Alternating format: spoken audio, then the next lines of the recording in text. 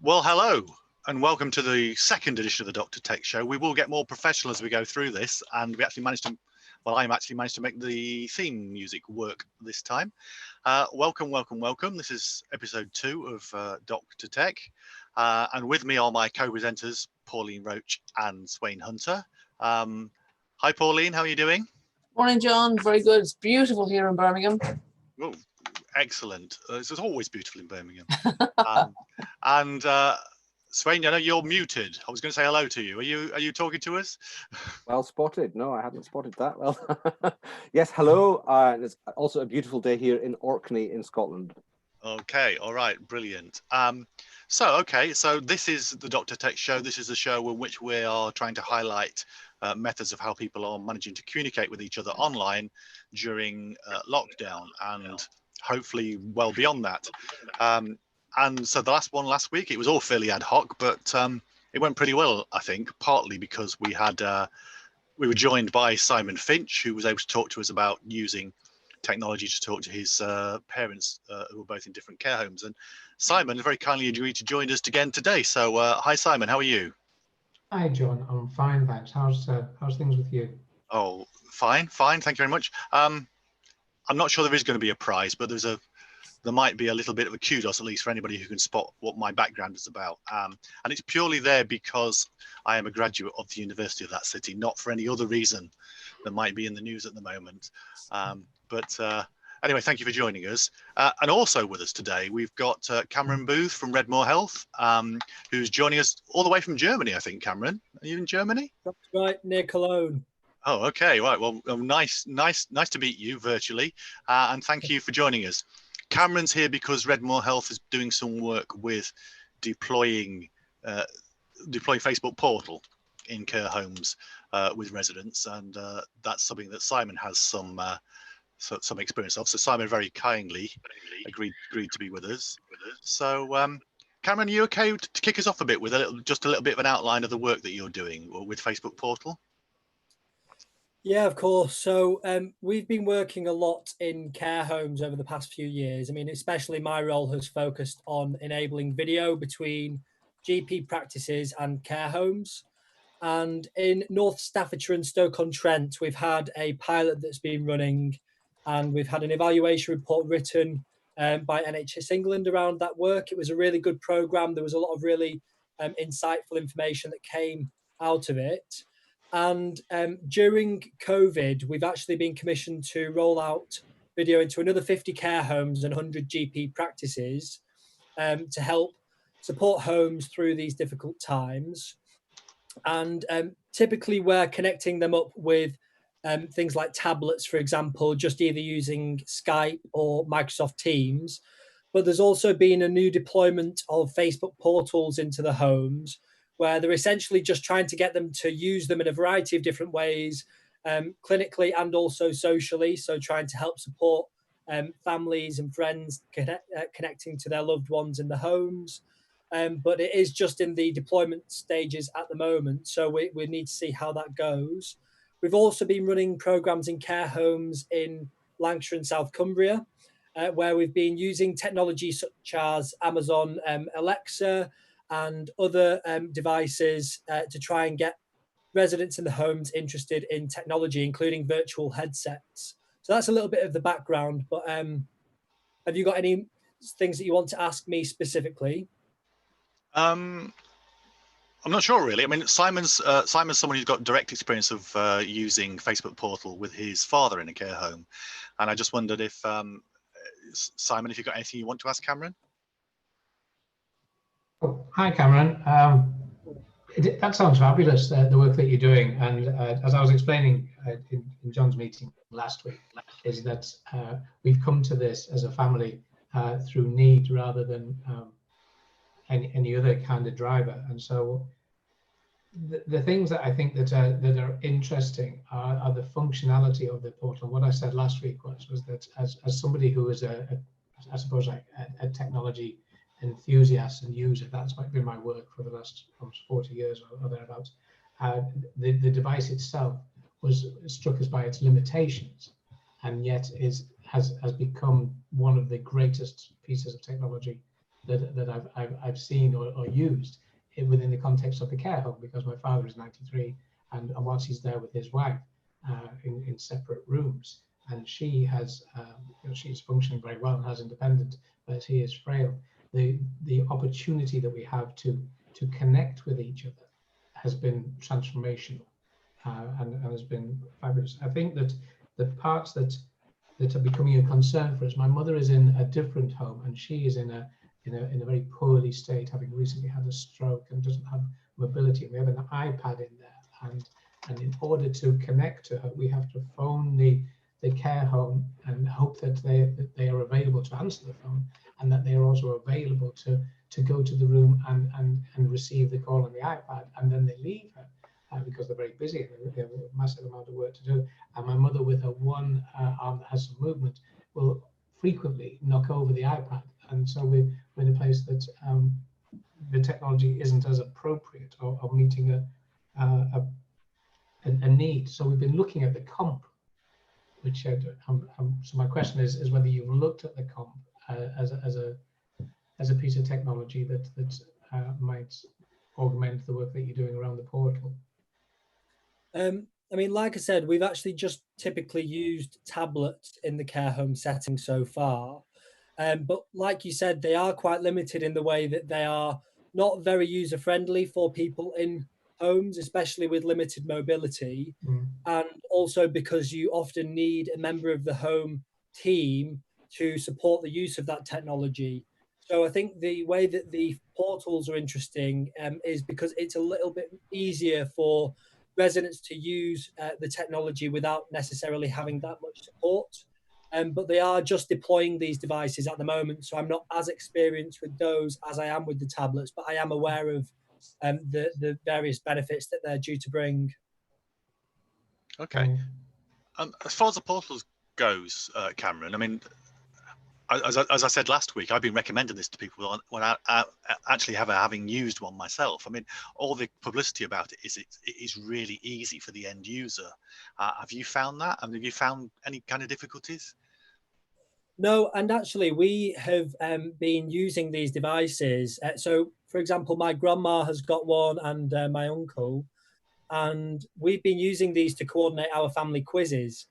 Just because my grandma and granddad can sit down on the settee and just interact with the device, and it zooms in on the person that's speaking. It makes sure that everything is easy for them to use. So that it's been really, really good in that regard, because I don't think they're as particularly confident with using other devices like smartphones and tablets. So we just show them how to basically use it. And we've been doing really well with like family quizzes and just generally being able to communicate with them during lockdown. I've not seen them for a few months, but thankfully we've had the portal in the home to connect with them. And you can use a lot of other software as well. I think, you can connect with WhatsApp, for example. So it's been really good just to be able to communicate with them, really. What about the setup, Cameron? How difficult is it to get it set up in location and to maintain it then? Have there been any issues about that? No, I mean, what we find is normally with things like iPads, for example, they can be really laborious to set up, and they need often two-factor authentication. And whenever there's somebody locked out of the account, it's very hard to get them back in. They're quite laborious to set up.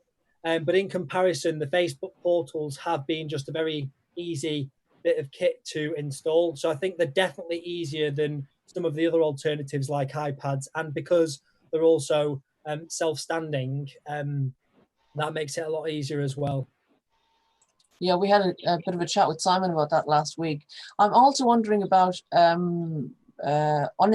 unexpected consequences, because my mum has an Alexa that I set up for her at home in Ireland, and sometimes when I had the password set up as computer, and of course computer gets mentioned a lot more than Alexa in daily conversations, so sometimes the voice would come from over her shoulder, and she'd be startled because she wouldn't be expecting it. Have there been any unexpected interactions that you've heard about? I've not so far. I mean, I am aware that Alexa voice technology can sometimes be quite strange, but I've not actually had any feedback to say that's happened in the care home setting. I think naturally sometimes the artificial intelligence can't answer or coordinate things fully, every single time. But en masse, it's been, really easy to use, and we don't really have any negative feedback so far, to be honest. That's brilliant. I mean, I was also going to say it's just a lot easier for them to use in other ways as well. So, for example, if they want to listen to music, you can use voice technology to say, "Oh, play me some Elvis Presley," or a specific genre of music. So it's been really user-friendly in that regard. And one of the programs we've been running in care homes in Lancashire and South Cumbria was really well received, just because the Alexa technology was so powerful in terms of getting residents with very low digital literacy to interact with the technology. So they've been able to, put quizzes on, play games, play music, set timers, medication reminders, etc. And it's because it's so easy for them to use through voice technology. I think it does put it at the top of the list compared to a lot of the other things that are on the market. oh, that's really, really good. Have you had any? I think Simon mentioned last week that certainly one of the care homes, there were some privacy concerns from the staff in the care home. Have you found anything like that? I think we're learning as we go, really, because naturally you will have some privacy concerns, but there's things that you can do to make people a bit more reassured that the technology is just there really to support them. And there have been some people actually that have said, with various technologies, not just with the Facebook portals, but with things like iPads, they're not really comfortable with them sitting around them all the time, potentially listening. So you just naturally say, just turn it off. And then obviously it's not able to do that. But yeah, sometimes if people do feel a little bit wary about that, you can just turn the device off, and it seems to calm that down. Yeah, I suppose the problem with that is you lose a lot of the ability of just to be able to call someone up. It adds complication to it, doesn't it? You've got to tell them to switch it on before you can speak to them. Yeah, definitely. But I think it just depends on how comfortable they are with it. And sometimes we set up multiple devices in one home. So somebody, with it in their bedroom might want to turn it off and then just have it on when they want to be contacted. Whereas if it's in a common living space, they might just keep that on the whole time. Can I add to that? That's really interesting. Thank you for that. This is one of the bits that is clear to me looking at, because I'm looking at more than one device. I kind of got a comparison between the portal and the iPad, and then we're very close to making the purchase for the comp and the care home, who are working very hard to try to fit with us and to do what's best for my mother. What seems to be missing from any of the devices at the moment is a cover for the cover of a microphone. And this is mine, and it sits on there, and online security and safety is what my day job is, and I know how to turn the devices off and it lights up when it comes on. But in terms of modeling good practice, if you cover it up, then it can't record. I mean, that really is one of the bits. And it seems to me that we need to be looking at covers akin to, I mentioned this last week, something like a sewing machine cover, a vinyl cover that would just go over that, and that would then allow, particularly in a care home, for them to cover up when they're toileting, when they are changing, when there is a confidential conversation taking place about medication. All of the concerns that we have about people listening in and about devices with easy passwords to hack and all that stuff. All those things can be addressed simply by covering, and microphones are a little different, but building that into the practices into the home, into the setting, will be a key part of that. And the other part that seems to me that is missing at the moment, but is almost there, is something about a rubberized protection for the devices.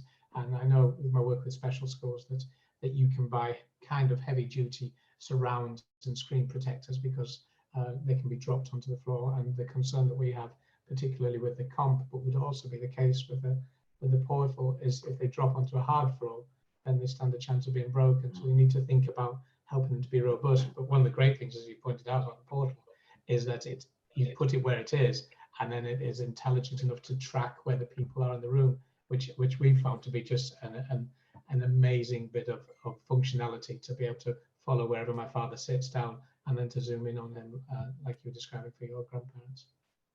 That's Definitely. really interesting, what you have both said there. I do not represent my employer in this broadcast. I'm on my lunch break, but I do work for a local authority in Scotland, Orkney Islands Council. I'm just interested, Cameron, how were the care homes who you're dealing with? How did they approach you? Did you approach them? Is there an overall project that brought them on board, and how has that side of it gone? Because a lot of what Simon has been saying both this week and last week seems to me not to be so much technical as much as good practice among care home staff who choose to do this sort of thing, or good practice among suppliers of this sort of thing to care homes. I just wondered if you had any thoughts around those kind of camera cover type, rubberized type factors, or whether there's any other factors like that you've come across. Yes, so in Lancashire and South Cumbria, the programme we were running was a digital pathfinder for NHS England. And that was a good opportunity for us to explore lots of different technologies at the same time. So we had a handful of homes selected within a network and provided them with things like virtual reality headsets, Amazon Echo devices, tablets, and so on. And in Staffordshire, the programme we've been running is predominantly focused on video consultations. And it depends, I guess, who commissions the support, because the programs did have different focuses. The one in Lancashire was very much focused on just generally getting a feel for how technology can benefit homes. And the one in Staffordshire was much more clinically driven around helping to support virtual ward rounds and so on. So in Staffordshire, we did have a lot of hand holding. So you had multiple meetings where you introduce the program and what video consultations constitute and how to conduct them. GDPR, for example, how to use technology, identifying digital champions to make sure everything is in the right place at the right time, charged up and everything. But with regards to people using them on a more personal level and for a few more sort of like fun things, I think it does, because you don't often have a member of staff to help supervise the technology all of the time, it is a little bit more difficult. I know that a lot of people were quite confident when, for example, you can cover the camera with regards to making them feel more secure using devices and not feeling it's intruding their personal space. But yeah, I mean, it just depends on what the program is really. And we do deploy lots of other programs, but it depends who's commissioned it, what the support on offer is, who can support the technology in the home, and obviously the residents as well. And are you being involved with, it's not quite the same sort of thing, but the move from analog telecare devices like community alarms to digital? Are you involved in that side of things as well or not? Well, in Lancashire and South Cumbria, it was trying to get them to use the AI or the Alexa for things like that. So digital reminders for them to take medications, which were really, really good.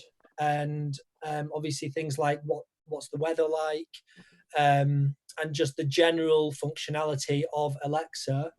But maybe my colleagues have got more experience with those particular things. It's just a big topic that affects a lot of the people who might want to be assisting to connect to the internet for other reasons. It's just another strand of the technology that they might be interested or rely on. Definitely, yeah. Cameron, are you able to say if sales have increased exponentially, or are you expecting an increase? For Redmore Health or for the portals or other devices? For the portals. I'm not sure on what the uptake has been en masse, but I do know that there's been a lot of interest from various clinical commissioning groups and integrated care services. So, for example, in Staffordshire, they have said we want the homes to all be equipped with these portal devices. I am aware of another program that I was speaking to someone from NHSX last week about, that's trying to get, I think it's the portals in every single care home across the country. So presumably that has a big impact on their sales, but I'm not too sure, on how that was compared to the past month or so. So I couldn't really comment on that, but I do know that they are very, very sought after at the moment. And are you offering any, I have to ask with my charity, small charities hat on, are you offering any incentives, so we say, to smaller organizations who might not be able to afford? Are there any offers, any offers around? Well, I'd need to speak to the company directors around what potentially is on offer, and if you could maybe give some more information around what your organization does and what you're looking to do with any potential technology, then I'm sure that's something we could explore with you. Okay, thank you very much. Thanks, John.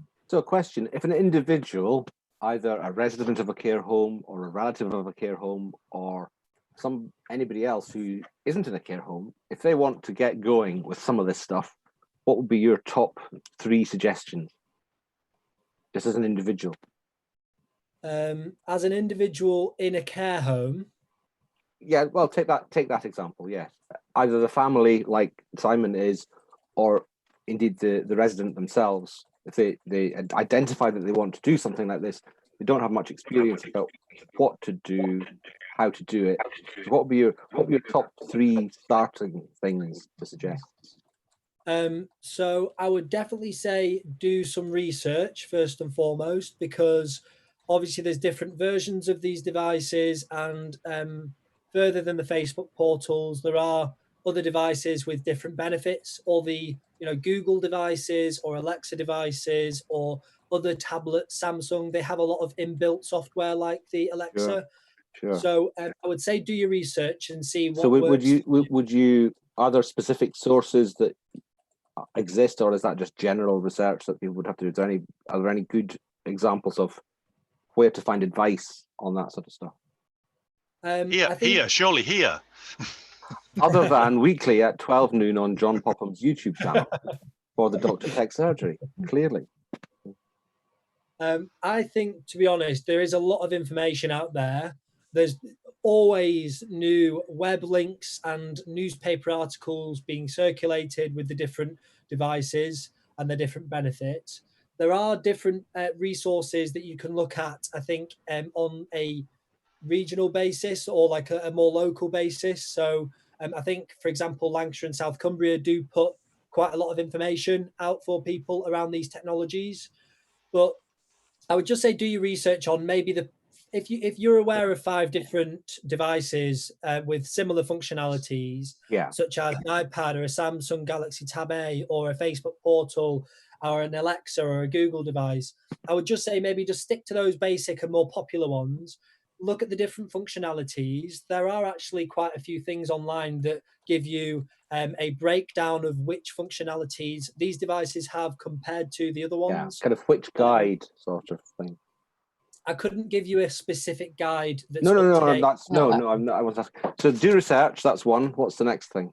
Yeah, sorry. And then I would just say maybe have a almost technology chaperone, almost like somebody that can really help to educate you from a perspective of already being quite up to date with how things work. So I've tried to help my auntie, for example, to use her iPad. So just making sure that you can speak to somebody regularly if you've got any questions around how the devices work.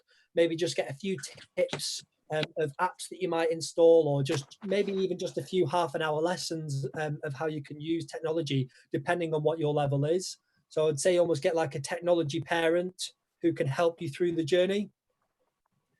And then lastly, I would just say get the device and start using it. So, we learn so much through experience, and often when a new bit of kit comes out, we will purchase that and just naturally have a play with the devices. Same with things like Microsoft Teams. We've started using that really well over the past year.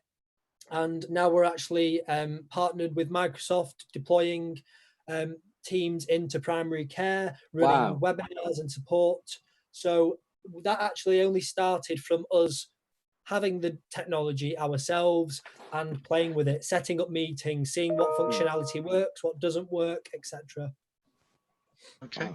Thank Okay. you. Well, thank you very much for that, Cameron. That's really good. Simon, was there anything else you wanted to ask Cameron? No, not to ask, I don't think. But I was going to add there about the tips or the hints. I mean, I can tell you what happened with us, because as I explained, I'm 40 miles away. I'm kind of the person that usually ends up doing the technology for parents and stuff. That's how it's always been. But I'm not there. I'm 40 miles away in Newcastle, and it was my niece who set up the portal for what would be her grandparents, my father, and it was a really simple process, actually, because they are not. We talk about Facebook being the the granny book, that it is the platform for oldies now, and young people have moved away from that. But that does also mean that when you've got a niece in their early 20s, they are time served in Facebook and Messenger, and so setting up the portal was really a piece of cake. Is that they created a Facebook account for my parents, their grandparents, and then set up the contacts. We did this before the device went in, so we all dialed in, so that then on the recent calls we're sitting our names. So that means then that when it dials, they can see who it is. The name is already there. So you're essentially making up a shortcut address book.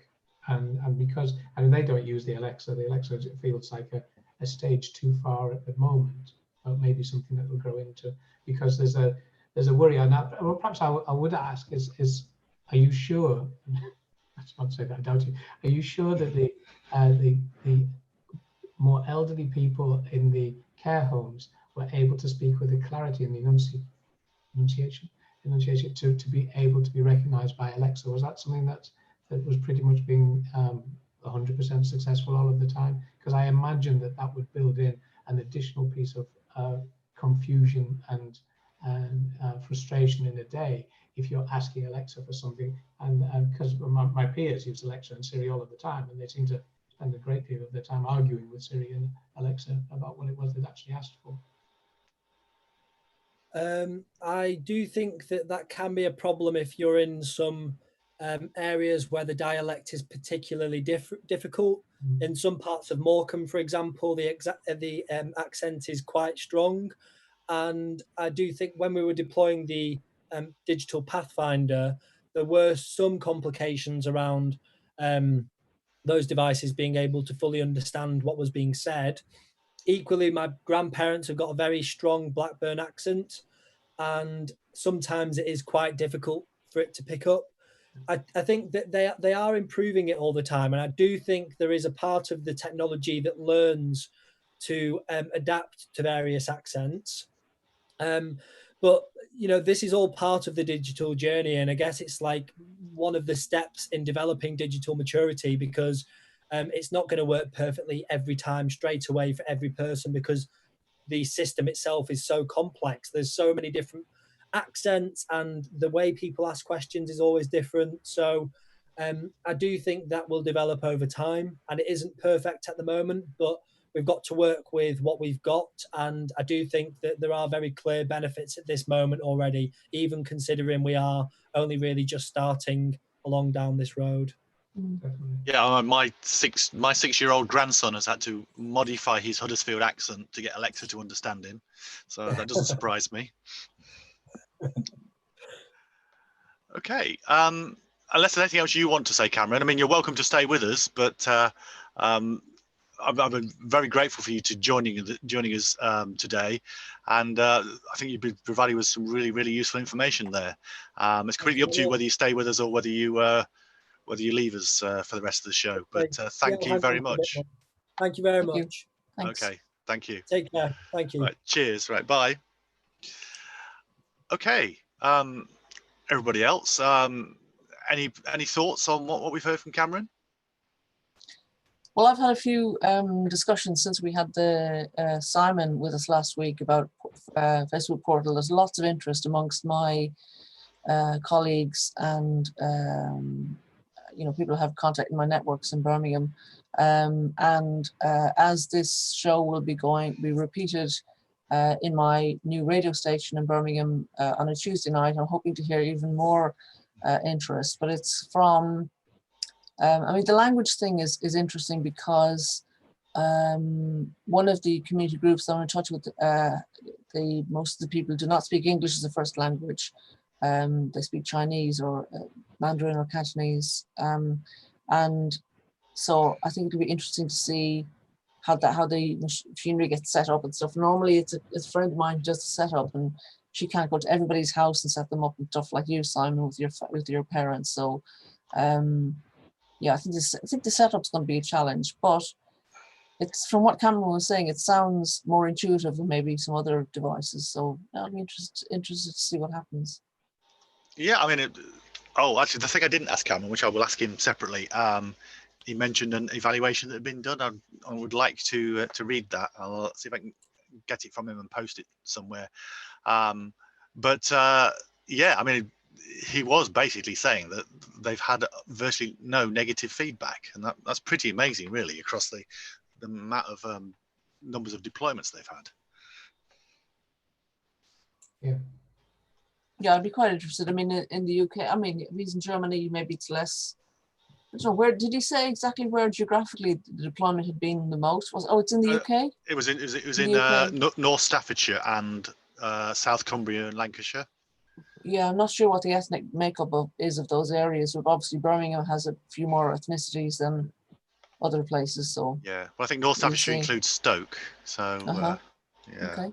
I was quite struck by the role for the, I love the phrase, digital parent or digital chaperone, and I think that's an area that obviously we're directly interested in here on this show.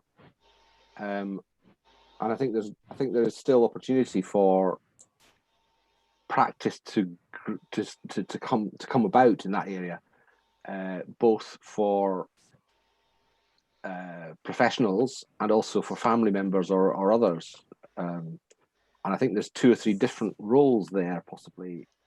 You can imagine, as this sort of thing becomes established in care homes, especially, but also in home care, that one of the areas that carers might be expected, even by inspections and so on like that, eventually, it's always when something appears in your audit that you have to do it.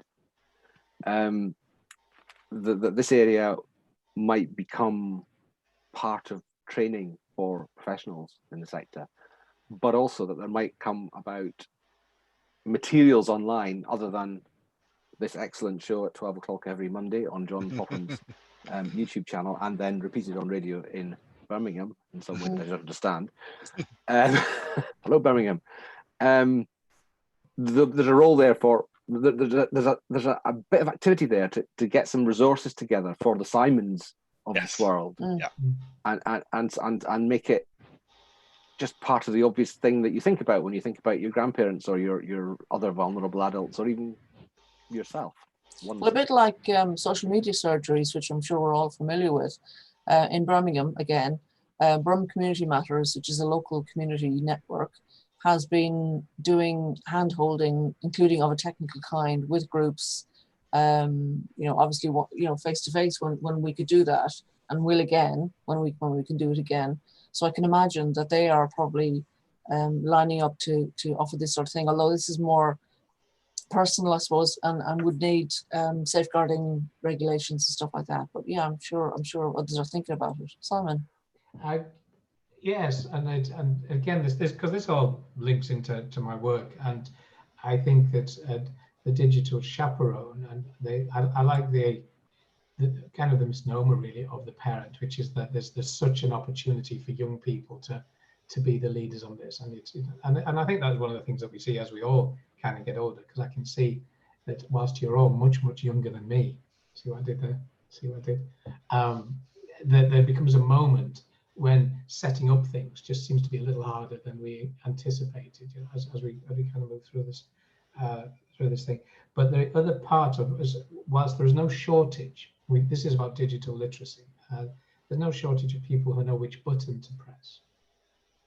What there is a shortage of is people with a pragmatic and clear, realistic understanding of safeguarding and perhaps specifically GDPR. And we've seen this during COVID with the at times panic and scaremongering of Zoom, for example, which we're using today, but of teaching children at home. And I've been doing online learning with schools for 20 years or so, and there was always a concern about, if I'm going into people's houses, you know, where's my protection as a professional, but also where's the protection? I think that's why it's important. I think that's why it's important that it gets embedded into the practice of various professional groups like home carers, what they're called, people who give you adaptions for your home, not physiotherapists. Occupational therapists. Yes, Yeah. hurrah! Yeah. Thank you. Why does words not come sometimes? That's age as well. You know, medical people in general practice and in the community. I think there is a bit of a push towards that, but I think the specifics that you're talking about there, Simon, about safeguarding and just being aware of how to use these things in these settings is easily missed in projects that are run by people, like me, who have no background in that. There are two parts to it. One is a cavalier attitude of it doesn't matter. So we are surrounded by people who are happy to have Alexa, and they don't have the margarine pot over their camera, and they don't care. I've got no secrets. Why should I care? You know, so I do a lot of courses on all of that sort of stuff. And then equally so, there is the people who, you know, for all kinds of reasons, just simply put up a barrier of well, it's a safeguarding issue, it's a GDPR, so you can't possibly have those things. And it takes, you know, it takes education, and it takes conversation, and it takes ownership, and these things do take time, and we need to be patient and have the highest expectation. Absolutely, but I think it's only today I've realised there are two very distinct strands. One of which we can help people with, which is my grandparent is trying to do something. How can I make it happen for them?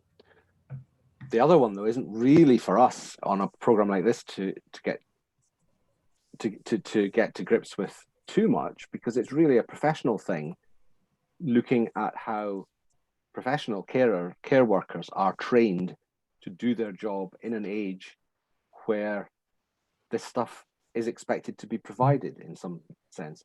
And so whereas we're very keen to have people phone us up or join us at 12 noon on John Popham's YouTube channel, or otherwise contact us via the radio in Birmingham somehow. We can help people in this kind of one-off way, and your experience is an absolute beacon as far as I can see of what can be achieved. But the other side of it, I'm less, even though I work with social workers, I support technical support to social workers and care staff. It's not clear to me even how you can really get stuff into their consciousness to embed it into their practice. And I do think there are some projects going on, and I dare say that that Redmoor Health, this is one of the things I dare say that they get very involved in. But it takes some kind of project, some kind of change environment to actually get that stuff in place. And that is inevitable, actually. And for most of us, I guess, we've seen the bell curve of early adoption and then mainstreaming, and then you'll get a catalyst like COVID that brings these in. And what I'd like to add is that the care home where my mother is they are in agreement now, and are very happy to have the comm into the room. So and I think that is a great example of patience and understanding both parties' points of view, and that way comes compromise, and we will see the benefits. And I'm sure that once they start to see the benefits and the difficulties, then it will then roll out to, they'll have informal conversations. They're part of a national chain, and you can start to see, because in terms of an income generation for the care home, it seems to be a fairly obvious thing, you know, in the same way that you see the TVs and telephones over hospital beds, is that it would just be a franchise thing that people paid extra for. But I'm also mindful of that. I had a telephone conversation that should have been a physical appointment in outpatients with my hospital, and I was sitting thinking, well, why, you know, instead of me wondering how to park at the hospital and the poor soul has to meet me face to face because the conversation just goes, "Are you all right?" This is something that we've done in the Highlands Islands for some time now. Is kind of where accepted by clinicians and as clinically appropriate, and that is two separate things. Consultations have taken place by equipment in one room in Kirkwall and one room in Aberdeen, for example. And obviously the near me stuff has just taken that a stage further into general practice and into everything else. Yeah. Okay, so we were fortunate enough on the first episode of the Doc Tech Show to be joined by some people who randomly decide to join us. You're very welcome to join us if you'd like. If you want to drop me a direct message on any of my social media platforms, or the same for Pauline or Swain, then please join, and we'd be very happy to have you in the conversation if you've got anything to contribute on the topics we're talking about. So please get in touch. Or if you're Could we hire a goat for the next one, like you can do now for Zoom? Could we hire a goat? Yeah, I was just going to say that there's also the phone numbers on the screen if you want to call in, if you're not able to use a computer, if you'd like some advice. Also, I should point out there is a link there if you'd like to contribute anyway to helping us make this happen financially. Simon, you're very welcome to stay with us for the rest of for the next quarter of an hour or so, but please don't feel beholden to do so. But your contributions are very much welcome. I've enjoyed it very much, and I would like to leave if that's okay. Okay, we will. I'm a little down here. We'll see you again next week, and thank you for that, because we are going to be talking about comp next week. We'll place the order by then. All right, okay. And I'll leave you with the next issue. This is the taste of where we're going to go. Is what do you put it on? If you start to look at the absence of furniture for vulnerable people, elderly people, that will hold something in place, because nothing tilts at the right. See, this is it's just occurred to me since you were able to remember the name of the profession that I couldn't. That's a classic occupational therapy type question, isn't it? Well, surely you can hang it off the wall. That would be the obvious thing. Yeah, but that would require, and this was flagged, putting holes in the wall. And like depending on the ownership, like a picture. Yes, but you don't own the walls in the care home. Depending on the ownership model of the care homes as well, that can be very complicated. Yeah, I certainly found. Sorry, when my mother was in a care home, my late mother was in a care home, I considered all sorts of things like this. The big problem I had is anytime you bought anything for her, it went in a cupboard or a drawer. The staff would not allow anything to actually sit out on a surface anywhere. So it became impractical in that way. I think there's a third aspect to this. There's the professional practice. There's us helping individual family members who want to help. But there's a third one, which is to do with rubberizing devices, finding appropriate furniture where that's necessary. And that's a classic occupational therapy task. Yeah. And I think it's only occurred to me today as we've discussed this, that is the case. The comp will fall over. Yeah. We'll probably find out occupational therapists have got answers for all of these things, and they just let's find one for next week. Yeah, absolutely. I can probably find one for next week. Right. Or if there's one watching, then please join us. Listening. Yes, please. Thank you, Simon. We'll see you next week. Thanks a lot. Look forward to seeing you in the future times, Simon. Thank you. Bye bye. I should just explain for viewers that on last week's show we didn't mention that I would be in hospital by this week's show.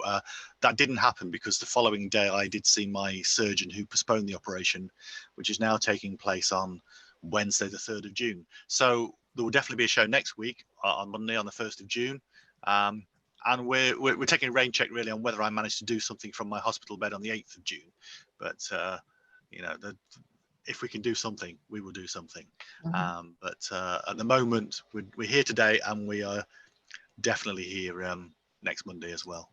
And let me know. Please drop me a message if you want to be part of the show next week. We've got somebody from the company that makes the comp devices coming on next week to talk about that, and also to talk to Simon. Simon will be here, but anybody else who wants to contribute to this subject, then please come along. I've also had I've had some email correspondence with the team at NHSX who are doing the connectivity for care homes, and they're certainly interested in coming on one week as well. So hopefully we'll Excellent. have them as part of this. I've got a friend actually who runs a care home as well, so I'm talking to her about maybe coming on and talking it from that perspective, what it's like to run a care home, because she has done great things with her resident group, and I think she'd be interested in what we're talking about. Well, that would be great if we could get that. But anyway, well, we've still got just under quarter of an hour to go. We don't have to take up the full hour if we don't want to. But again, I make an appeal if anybody wants to join us, who's watching out there, then please drop us a line. We're not putting the Zoom link out publicly because of all the issues that have been with doing that. But if anybody wants the Zoom link, then please introduce yourselves to us via social media or via YouTube, and we'll let you in. But and so Pauline, tell us about this. Is also going to be going out on the radio. Please tell us about that. There's a new community radio station started in South Birmingham called Hope Radio, aptly named. And I'm involved in the production team. And on Tuesdays from 7 to 8, we're launching a Tuesday Tech Talk hour where, similar to this, people can come and ask questions. But I just thought it seemed useful to be able to repurpose the tech show with John's permission, because the things we're talking about are relevant to all the communities in South Birmingham that we want to try and reach. And it's been started by a colleague of mine from the journalism course at BCU, Penny Whelan, and there's a range of other people involved. But obviously, the tech stuff is my kind of genre, so it's fallen to me to organise that. So I'm looking forward to, kind of rerunning this show and then seeing what other spin-offs we can get and how we can help more people. Okay, so if you're listening to this on Hope Radio, how do you get in touch? There's a email address. It's bromcommunitymedia@gmail.com, and by Tuesday of this week we will have a Twitter feed as well. Excellent, well done. That sounds absolutely wonderful. We're spoiled in Orkney for radio because we have our very own community BBC station called Radio Orkney. But it's great to hear other models of truly community radio springing up. Yes. I'm just going to try and get the FM frequency. 87.9 FM, but obviously only in South Birmingham. Won't stretch to Orkney, Sway. No, I don't sorry. think so. Maybe we can somehow work out how to get the BBC to relay it into the BBC Scotland, but who knows? In time, yeah. Once today Radio Orkney, tomorrow the American radio franchises. Why not? Absolutely. I just should say as well that we also have an email address for the program, for this program. So drtechshow@gmail.com. If you have any issues, if you want to be part of a future program, as I said, if you want to contribute, the link is there on screen, which is paypal.me/civic stories. But if you want to sponsor a future edition of this program, looking at you, Facebook, given that we've been singing the praises of your device, then please get in touch by emailing drtechshow@gmail.com. That's an interesting topic, John, actually, how you get funding for tech things generally. And I mean, I'm happy to give a plug to Heart of English Foundation Trust, who are Heart of English Community Foundation, who are putting some funding into Hope Radio. Right. But there are I don't know if you know a guy called Ian McClintock. He runs a website called Charity Excellence, and he has been gathering together the funding sources for everything COVID related. And he has hundreds of trusts and foundations that are now have got specific COVID-19 funding streams, which might be of interest to our listeners as well. But getting funders to pay for tech has always been a particular challenge, as I'm sure you're aware. The Device.now campaign that's and fund that's running at the moment is paying attention to the fact that more people need devices, and I'm in fact writing a blog post about that as well right now. So there's been a lot of interest in people just getting the devices to be able to access the internet. There's a real issue with devices and connections still after all this time. I probably mentioned this last week, but my partner is a deputy head teacher at a secondary school here in Orkney. And there are families who might have a couple of phones between them. There's families who might not even have that. And you get a parent or two plus 2 or 3 kids are all trying to work in some respect from home. It's quite tough for a lot of people, I think. Yeah. Yeah, definitely. And that's the issue. I mean, I've come across people who, they seem to think that because everything's wireless these days, is the internet sort of comes out of the thin air. Yeah. And I've talked to people in the past who have bought devices and taken them home and can't work out why they won't work. Right. And I've said to them, well, Of course. who's your internet provider? And they look at me blankly. What's Yeah. that? Yeah. Yeah. They just think that Wi-Fi is everywhere. Yeah, and I mean, as the newness of stuff gets forgotten about, and it's not always explained endlessly in the media how Wi-Fi works, because everyone just takes it for granted now. I mean, why should people know how it works if they don't come across it? And there is an issue which I've discussed on Twitter recently, is that these days people talk about their internet connection, they talk about their Wi-Fi. Their Wi-Fi, yes. Yeah. And Yes. it's they don't understand. It actually has to come into your house by and large, unless you're on some, if you're on 4G or 5G or something like that. By and large, your internet connection comes into your house via wire, and then gets distributed via Wi-Fi around the house. But people just see it all as being wireless. It's got to the stage with motor vehicles where you simply know how to put the key in the lock and turn the engine on. But if you don't happen to know that you need a key, or you assume you can use any old car on the street, then you're not going to get far. And in many respects, that's how it should be. But I suppose what we're there is we are there for those people who don't know how to turn. I think we're sending conflicting messages, John. Well, yes, we are. I should say this is my. I have to say something so that you can see it. And get angry. Change things. Yes, it's quite right too. I think I'm the one that's off message here. Yeah. I personally, I'm not a fan of the keep calm messages, which is why I had this T-shirt made. No, it's just a nice, fine bone trender mug. That's all. One of my several T-shirts I had made for going to unconferences, which was one of our topics of discussion last week.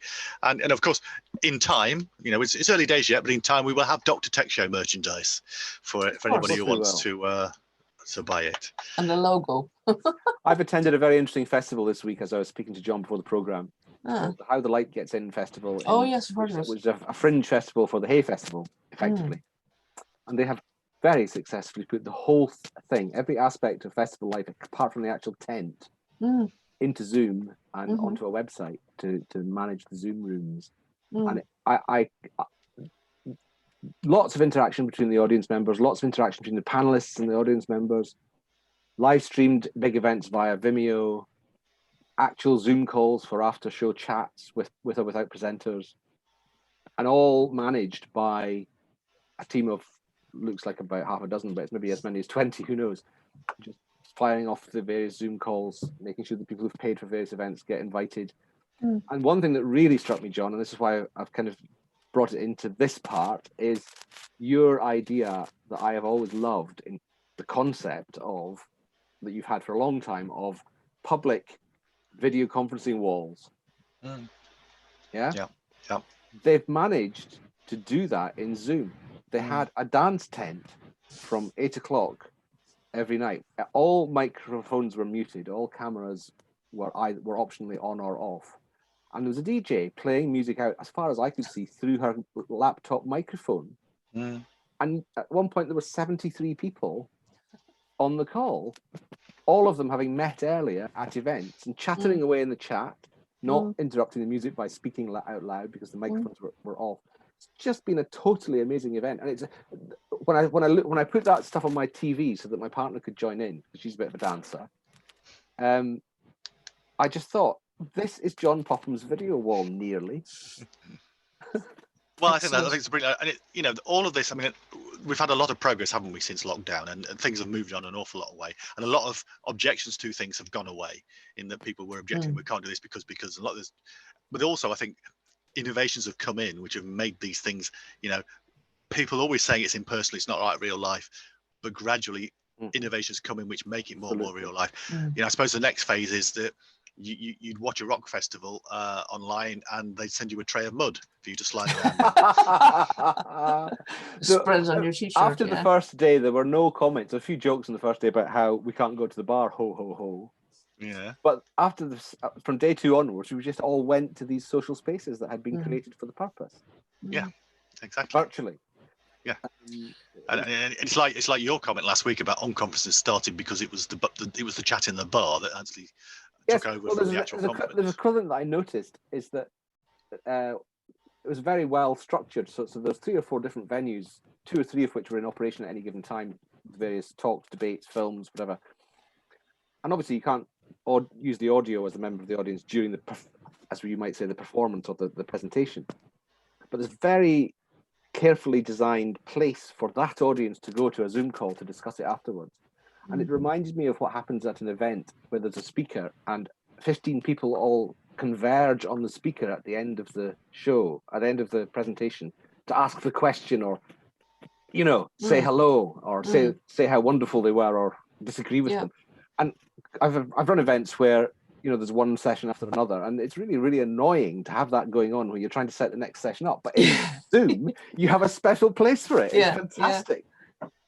Great. John, Yes.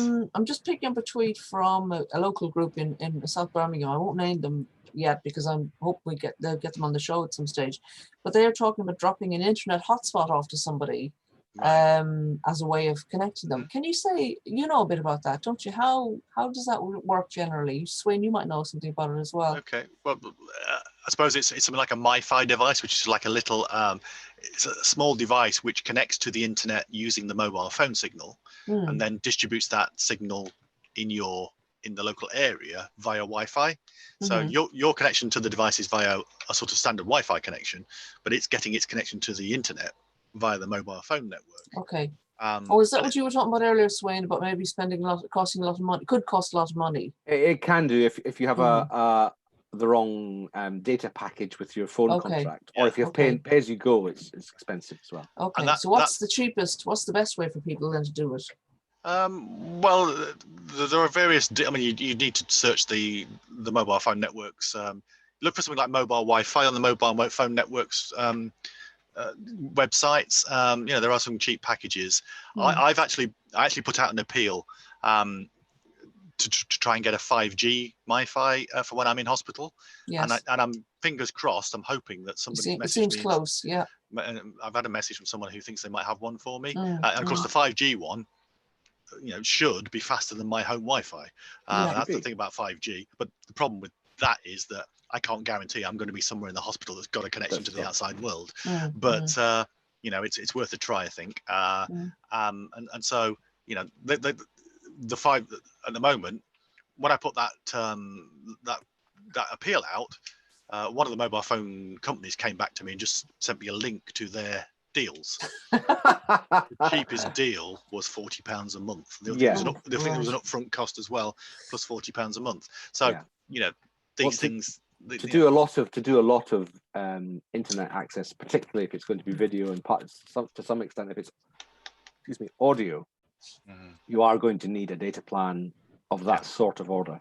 But that's because it's 5G. I think the 4G deals are cheaper. And to be honest with you, providing you've got a strong signal, then 4G is probably. I use a 4G connection all the time, and it's fine for most things. 3G was fine for a lot of things, to be honest. Yes. Yeah. 2G in some areas would be great. Well, you can have you can all the Gs you want, but if you don't have the speed, then it's not necessarily going to. Although the one thing I have found is that if you're in an area, if you're using a 4G device, and you're in an area that doesn't have 4G and it defaults to 3G. I remember the days when I used to be able to use 3G for all sorts of things. Yeah. But when it defaults to 3G these days, it doesn't seem to be able to do it. Well, some apps just refuse to work at all unless they can see the 4G. That's how that is. Yeah. And I remember that happened with an app between 2G and 3G, and I was tweeting out pictures. It was an app that used to be able to tweet out a picture. Remember how exciting that used to be? And I could do it off my phone about 1 every 10 minutes, wherever I was with a 2G signal. But then it was updated to a version which was designed not to work with 2G. But we didn't have 3G, so that was the end of that. Well, John, I know we're coming to the end of the show. We are. I've had a message on my Twitter to say my colleague, who I was hoping would join us maybe next week, is relaxing on her lounger in the garden and asking, will the program be recorded to watch later? So what are the details of that? It will still be on my YouTube channel later on. My YouTube channel is John Popham UK. I will tweet out a link to the show afterwards. But yeah, it's definitely there. So unless there's anything else you're burning to say, I'll propose to end the show there. And here it is again. So join us again next week, in which we will, amongst other things, we'll be talking about KOMP, which is a digital inclusion focused mobile device. And that's next week, June the 1st. So have a good week. Please get in touch if you want to be part of this. You want to talk about anything that we are interested in. That's drtechshow@gmail.com. And if not, we'll see you next week. Bye. Thank you, John. Bye. Bye. Thanks, John. Bye. Bye, Swain. Bye, John. Bye, Pauline.